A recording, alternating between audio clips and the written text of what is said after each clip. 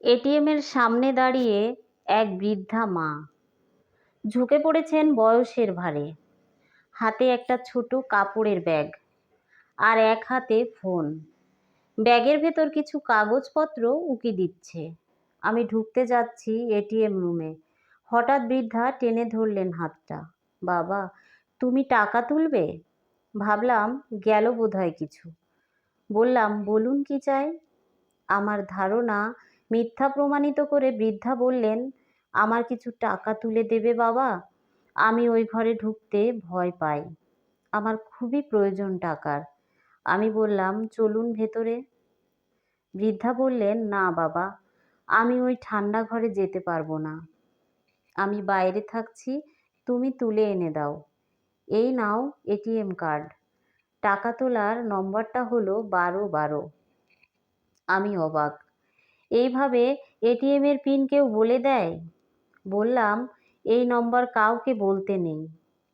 উনি বললেন, তাতে কি হয়েছে? তুমি কি বেশি টাকা তুলে নেবে? না না, সেটা করবে না। অজ্ঞাতা বললাম, বলুন কত টাকা? বাবা, 9,000 টাকা তুলব। দুষ্টু বুদ্ধি খেলে গেল মাথায়। আমি 9,000 পরপর 3বার তুললাম। 9,000-এর বেশি হলে ফোনে ওটিপি যাবে জানি, সেজন্যই 9,000 করেই তুললাম, অর্থাৎ 18,000 টাকা পেলাম। ভাবলাম, এতে আর কি এমন পাপ হবে? এমন খারাপ কাজ করিনি কোনোদিন। কিন্তু আজ আর লোভ সামলাতে পারলাম না। বাবার অপারেশনের খরচাটা হয়ে যাবে। বাবা আবার ভালো করে হাঁটতে পারবেন। নিলাম টাকাটা। গরিবের সবসময় ন্যায় নীতি দেখলে চলে না। এরপর নিজের 2,000 টাকা তুললাম। বাইরে বেরিয়ে 9,000 টাকা বৃদ্ধার দিকে বাড়িয়ে বললাম, নিন মা, 9,000ই তুললাম। একটু হেসে বৃদ্ধা টাকাটা নিলেন। এটিএম কার্ডটাও ফেরত দিলাম। বৃদ্ধা অনেক আশীর্বাদ করলেন। তারপর বললেন, এতগুলো টাকা নিয়ে যাব? আমার বড় ভয় হচ্ছে। একটু সাথে যাবে বাবা? তুমি তো বাস থেকে নামলে দেখলাম। তোমার তো গাড়ি নেই। ওই সামনেই বোসপাড়ার বোধোদয় ক্লাবের উপরতলায় থাকি আমি। নিচুটা ছেড়ে দিয়েছি ক্লাব করার জন্য। অনেক দিন ধরেই বলছিল ছেলেগুলো। অনেক ছেলে থাকে ক্লাবে সব সময়। ওরাই তো আমায় দেখে অসময়ে। একা মানুষ, এত বড় বাড়ি। ওখানে পৌঁছে দিলেই হবে। ওই যে টোটোটা যাচ্ছে, ডাকো ওটাকে। উঠে বসলাম টোটোতে। বৃদ্ধা খুঁটিয়ে সব জিজ্ঞাসা করতে লাগলেন। বললাম, একটি বেসরকারি কোম্পানির কর্মচারী আমি। মাইনে তো আর বেশি পাই না। বিয়ে করেছি, একটি ছেলেও আছে। ওকে স্কুলে ভর্তি করব এবার।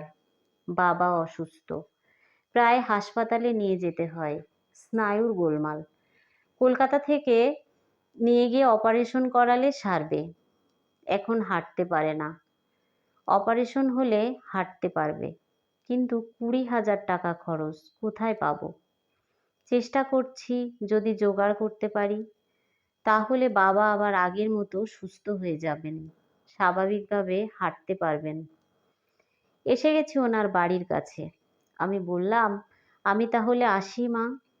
বৃদ্ধা মা কিন্তু ছাড়বেনই না। বললেন, তা কি হয় বাবা? আমার বাড়িতে এসে একটু মিষ্টি মুখ না করে চলে যাবে? চলো উপরে। নিচে সিঁড়ির পাশে ক্লাব ঘর। ক্লাব ভর্তি ছেলে, সবাই দেখছে আমাদের। সিঁড়ি দিয়ে উঠে গেলাম। একটি মেয়ে দরজা খুলে দিল। তবে যে বললেন একা থাকি। বৃদ্ধা মা বললেন, ও কমলি, কথা বলতে পারে না, তবে শুনতে পায়। আমার রান্না বান্না থেকে সব ওই করে, শুধু টাকা তোলার কাজটা পারে না। বিরাট বড় বাড়ি। সামনের ঘরে আমাকে বসতে দিয়ে ভেতরে ঢুকে গেলেন বৃদ্ধা। ভাবলাম পালিয়ে যাই, কিন্তু তা আর হলো না। বৃদ্ধা মা ইশারা করতেই কমলি মিষ্টি এনে দিল। অনেকগুলো মিষ্টি, সাথে কয়েকটি কাজু কিশমিশ। তাড়াতাড়ি খেয়ে ফেললাম। আমি তাড়াতাড়ি পালিয়ে যেতে পারলে যেন বেঁচে যাই। বললাম, আমি আসি মা এবার। বৃদ্ধা বললেন, একটু দাঁড়াও বাবা, আমি এক্ষুনি আসছি। বলে আবার ঢুকে গেলেন ভেতরে। বৃদ্ধা যখন ফিরে এলেন তখন ওনার হাতে ২,০০০ টাকা। বললেন, বাবা এটা নাও। আমি বললাম, এটা আবার কেন দিচ্ছেন? আমি আপনাকে টাকা তুলতে একটু সাহায্য করেছি মাত্র, তার জন্য আবার টাকা কেন? আমাকে অবাক করে দিয়ে বৃদ্ধা বললেন, ওই যে তোমার বাবার অপারেশন করাতে ২০,০০০ খরচ বললে, তোমার কাছে তো ১৮,০০০ আছে। এই ২,০০০ না নিলে কি করে হবে? তুমি যখন টাকা তুললে ৩ বার, তখন আমার ফোনে পরপর ৩ বার মেসেজ এলো ৯,০০০ করে। ৩ বার তোলা হলো। আমি তো রিটায়ার্ড শিক্ষিকা, মূর্খ তো আর নই। আমার স্বামী অধ্যাপক ছিলেন। এটিএমের ঠান্ডা ঘরে টাকা তুলতে গিয়ে আমার চোখের সামনেই স্ট্রোক হয়ে মারা যান। সেই থেকেই আমি এটিএমের ওই ঠান্ডা ঘরে ঢুকি না। তারপর থেকেই এটিএমে যাই না। ওখানে ঢুকলেই আমার মন খারাপ হয়ে যায়। মনে হয় এই সেই ঠান্ডা ঘর যেখানে চিরঘুমে ঢলে পড়েছিল আমার প্রাণবন্ধু। তোমাকে বাড়িতে এনেছিলাম টাকাটা ফেরত নেব বলে। ক্লাবের ছেলেগুলোকে বললে ওরাই টাকাটা আদায় করে দিত তোমার থেকে। কিন্তু তোমার চুরির উদ্দেশ্য শুনে বুঝলাম তুমি চোর নও, ভীষণ ভালোবাসো তোমার বাবাকে। যে সন্তান চুরি করে বাবার চিকিৎসার জন্য, সে তো চোর নয় বাবা, সে এক অসহায় অসমর্থ সন্তান, যে ইচ্ছা থাকলেও বাবার চিকিৎসা করাতে পারে না।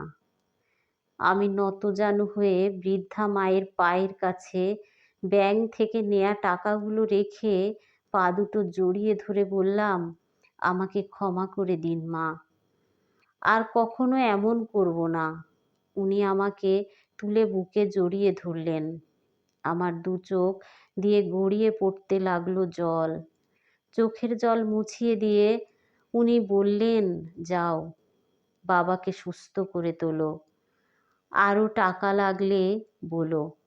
এক করুণাময়ী নারীর মাতৃস্নেহে স্নান করে শপথ নিলাম, জীবনে আর কোনো দিন অন্যায় করব না।